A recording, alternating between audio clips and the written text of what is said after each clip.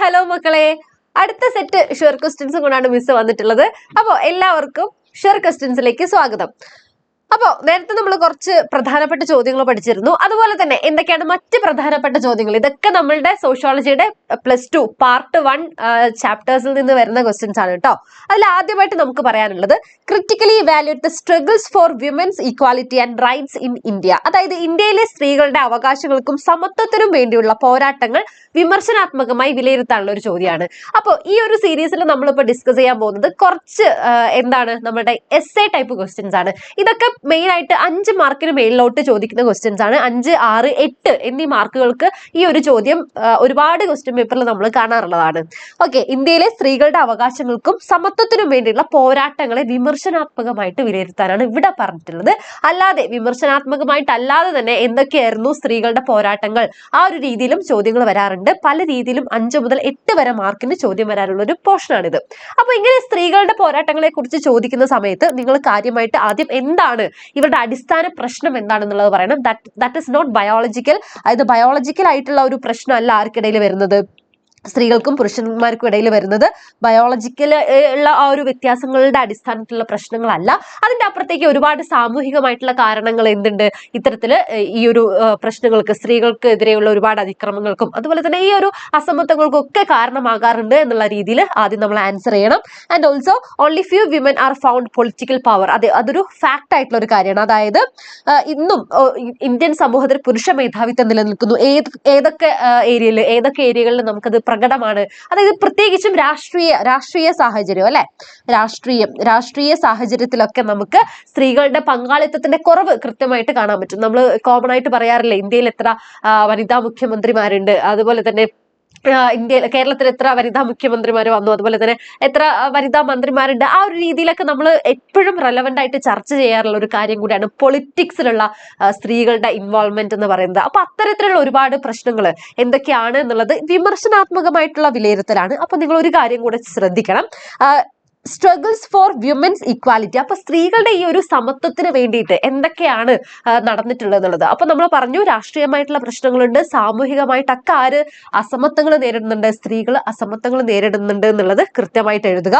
അതിനുശേഷം critically evaluate ചെയ്യാൻ പറയുമ്പോൾ ഇവിടെ നമ്മൾ പൊതുവെ കാണാറുണ്ട് സ്ത്രീകൾക്ക് വേണ്ടിയിട്ട് അല്ലെങ്കിൽ സ്ത്രീകളുടെ അവകാശങ്ങൾ നേടിയെടുക്കാനുള്ള സമരങ്ങളിൽ പ്രധാനമായിട്ടും മുഖ്യ പങ്ക് വഹിച്ചത് പുരുഷന്മാർ മാത്രമാണ്. അവര് മാത്രമാണ് ഇവർക്ക് സ്വാതന്ത്ര്യം നേടിക്കൊടുക്കാൻ അല്ലെങ്കിൽ എന്താണ് ഇവരെ ഉന്നമനത്തിന് വേണ്ടിയിട്ട് പ്രവർത്തിച്ചത് എന്നുള്ള രീതിയിൽ പൊതുവെ ആളുകൾ പറയാറുണ്ട്. പക്ഷെ അങ്ങനെയല്ല, കൃത്യമായിട്ട് അവിടെ എന്തുണ്ട്, സ്ത്രീ പങ്കാളിത്തങ്ങളുണ്ട്. അതായത് നമ്മുടെ ആ ഒരു കാലഘട്ടത്തിൽ തന്നെ കൃത്യമായ സ്ത്രീ പങ്കാളിത്തങ്ങൾ നമുക്ക് അവിടെ കാണാൻ സാധിക്കായിരുന്നു. അപ്പൊ ക്രിട്ടിക്കലി ഇവാലുവേറ്റ് ചെയ്യുന്ന സമയത്ത് നിങ്ങൾ ഈ കാര്യങ്ങളും കൂടെ ഇൻക്ലൂഡ് ചെയ്യണം. അതായത് എന്തൊക്കെയായിരുന്നു സ്ത്രീകളുടെ പങ്കാളിത്തം. ഉറപ്പായിട്ടും മറ്റ് പുരുഷന്മാരുടെ നേതൃത്വത്തിലുള്ള ഒരുപാട് സംഘടനകൾ സ്ത്രീകൾക്ക് വേണ്ടിയിട്ട്, സ്ത്രീകളുടെ ഉന്നമനത്തിന് വേണ്ടിയിട്ട് പ്രവർത്തിച്ചിട്ടുണ്ട്. അതൊക്കെ നമ്മൾ അതിൽ എഴുതേണ്ടതുണ്ട്. മാത്രമല്ല ഇങ്ങനെയുള്ളൊരു ഇങ്ങനെയുള്ളൊരു പൊതു അഭിപ്രായം ഉണ്ടല്ലോ, അതിന്റെ അപ്പുറത്തേക്ക് നിങ്ങൾ ക്രിട്ടിക്കലി ഇവാലുവേറ്റ് ചെയ്യുന്ന സമയത്ത് കൃത്യമായിട്ടുള്ള സ്ത്രീകളുടെ പാർട്ടിസിപ്പേഷനും അതിൽ എടുത്തു കാണിക്കാൻ മറക്കരുത്. അതിനാണ് നമുക്ക് കൂടുതലായിട്ട് മാർക്ക് കിട്ടുക. അപ്പൊ ഇത്രയും കൂടെ എഴുതി കഴിഞ്ഞാൽ ഇതൊരു 6 മാർക്ക് 8 മാർക്കിനുള്ള ചോദ്യത്തിനുള്ള ഒരു ഉത്തരമായിട്ട് നിങ്ങൾക്ക് കിട്ടിക്കഴിഞ്ഞു. ഓക്കെ, അപ്പൊ ഇത് ഇമ്പോർട്ടന്റ് ആയിട്ടുള്ള ക്വസ്റ്റ്യൻ ആണ്, എന്തായാലും വർക്ക്ഔട്ട് ചെയ്യാം. ഓക്കെ, അടുത്തൊരു ചോദ്യം എന്ന് പറയുന്നത് അദൃശ്യകരം എന്താണ്, ഇൻവിസിബിൾ ഹാൻഡ് എന്താണെന്നുള്ള ഒരു ചോദ്യമാണ്. നമ്മളിത് മാർക്കറ്റിന്റെ ഭാഗമായിട്ട് പഠിച്ചിട്ടുണ്ട്. ഇത് ആരുടെ മുമ്പ് ഒരു ചോദ്യം കണ്ടുള്ളത്, ഈ ഒരു കൺസെപ്റ്റ് ആരുടേതാണ്, അതിന്റെ വിശദീകരണങ്ങൾ കൊടുക്കുക എന്നുള്ള രീതിയിൽ A പാർട്ട് B പാർട്ടായിട്ട് ഈ ഒരു ചോദ്യം കണ്ടിട്ടുണ്ട്. അല്ലാതെ എന്താണ് ഇൻവിസിബിൾ ഹാൻഡ് അല്ലെങ്കിൽ അദൃശ്യകരം എന്നാൽ എന്തെന്ന് മാത്രം ചോദിച്ചിട്ട് നമ്മൾ കാണാറുണ്ട്. എന്തായിരുന്നടാ അതെന്ന് പറയുന്നത്, വ്യക്തികൾ അവരുടെ ഗുണത്തിന് വേണ്ടി ചെയ്യുന്ന കാര്യങ്ങൾ എന്ത് ചെയ്യാണ്, സമൂഹത്തിന് ഗുണകരമാവുന്ന തരത്തിൽ മാറി പ്രവർത്തിക്കുകയാണ് അല്ലെ. അപ്പൊ അതിനാണ് നമ്മൾ എന്തെന്ന് പറയുന്നത്, നമ്മൾ സോഷ്യലി നെസസറി ആയിട്ട് മാറാണ്. നമ്മൾ നമ്മുടെ ഹാപ്പിനെസിന് വേണ്ടിയിട്ട് അല്ലെങ്കിൽ ഇൻഡിവിജ്വൽ ആയിട്ട് ചെയ്യുന്ന കാര്യങ്ങൾ സമൂഹത്തിന് കൂടെ ഗുണകരമാവുന്ന സമയത്ത് അവിടെ എന്താണ്, ഒരു അദൃശ്യകരങ്ങൾ പ്രവർത്തിക്കുക അല്ലെ. സമൂഹത്തിന് വേണ്ടിയിട്ട് ഒരു ഇൻവിസിബിൾ ഹാൻഡ് അവിടെ പ്രവർത്തിക്കുന്നുണ്ട്. ഇത് ആരുടേതായിരുന്നു, ഇത് ആഡം സ്മിത്തിന്റെ ഒരു കൺസെപ്റ്റ് കൂടിയാണ്. വളരെ ഇമ്പോർട്ടന്റ് ആയിട്ട് ഒരു കൺസെപ്റ്റ് ആണ്, ഓർത്ത് വെക്കുക. ഇത് 1 വേർഡ് ആയിട്ടും അല്ലാതെ ഒരു 3-4 മാർക്കിനൊക്കെ ആയിട്ടും ഇത് ചോദിച്ച് കാണാറുണ്ട്. ഓക്കെ, അടുത്തെന്ന് പറയുന്നത് നിങ്ങൾക്ക് എല്ലാവർക്കും അറിയുന്ന ഒരു ക്വസ്റ്റ്യൻ ആണ്. പക്ഷെ എന്നിരുന്നാലും നിങ്ങൾ വിട്ടുപോകരുത്, മറന്നു പോകരുത് എന്നുള്ളത് കൊണ്ട് തന്നെയാണ് മിസ് വീണ്ടും ഈ ഒരു ക്വസ്റ്റ്യൻ കൊണ്ടുവന്നിട്ടുള്ളത്. അതായത് കുടുംബ വ്യവസ്ഥയെ കുറിച്ച്, അണുകുടുംബം എന്താണ്, കൂട്ടുകുടുംബം എന്താണ്, ഇവയെ തമ്മിൽ തരംതിരിക്കാൻ വേണ്ടിയിട്ട്. അപ്പൊ പ്ലസ് വണ്ണിൽ മുതലേ നമ്മളിത് പഠിക്കുന്നുണ്ട്. എന്നിരുന്നാലും നിങ്ങൾക്ക് അറിയാവുന്ന മിസ്സിന് അറിയാം. പക്ഷേ നമ്മൾ എന്ത് ചെയ്യരുത്, ഈ ഒരു എല്ലാ ക്വസ്റ്റ്യൻസും വർക്ക്ഔട്ട് ചെയ്യുന്നതിന്റെ ഇടയിൽ ഈ ഒരു കാര്യം വിട്ടുപോകാതിരിക്കാൻ സൂക്ഷിക്കുക. നമ്മൾ പഠിച്ചതാണ്.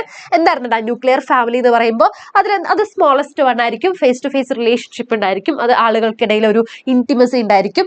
And it is elementary family എന്നൊക്കെ പറയും അതിന്. യെസ്, മാതാപിതാക്കളും അവരുടെ മക്കളുമാണ്, വിവാഹിതരായിട്ടുള്ള മക്കളുമാണ് കുടുംബത്തിൽ കാണപ്പെടുന്ന അംഗങ്ങൾ എന്ന് പറയുന്നത്. കൂട്ടുകുടുംബമാണെങ്കിൽ എന്താ, രണ്ടോ അതിലധികം തലമുറകളോ നമുക്ക് അവിടെ ഒരുമിച്ച് താമസിക്കുന്നത് കാണാൻ വേണ്ടി സാധിക്കും. ഇതാണ് അവ തമ്മിലുള്ള വ്യത്യാസം. ഇത് കൃത്യമായിട്ട് ഒരുപാട് പ്രീവിയസ് ഇയർ ക്വസ്റ്റ്യനിൽ കാണുന്നുണ്ട് കേട്ടോ. ഒരുപാട് ക്വസ്റ്റ്യൻ പേപ്പറിൽ കാണുന്നുണ്ട്. ഇവ തമ്മിലുള്ള വ്യത്യാസങ്ങൾ എഴുതുക, അല്ലെങ്കിൽ ഏതെങ്കിലും ഒന്നിന്റെ സവിശേഷത മാത്രം എഴുതുക എന്നുള്ളത്. അപ്പൊ നിങ്ങൾ കുടുംബത്തെ കുറിച്ച് പഠിക്കുന്ന സമയത്ത് അണുകുടുംബത്തിലും കൂട്ടുകുടുംബത്തിലും മാത്രം ചുരുങ്ങി പോവരുത്. അതിന്റെ അപ്പുറത്തേക്ക് നമ്മൾ ഒരുപാട് ടൈപ്സ് പഠിക്കുന്നുണ്ടല്ലോ, അതും കൂടെ കൃത്യമായ സമയങ്ങളിൽ ഒന്ന് നോക്കാൻ വേണ്ടിയിട്ട് ശ്രദ്ധിക്കുക.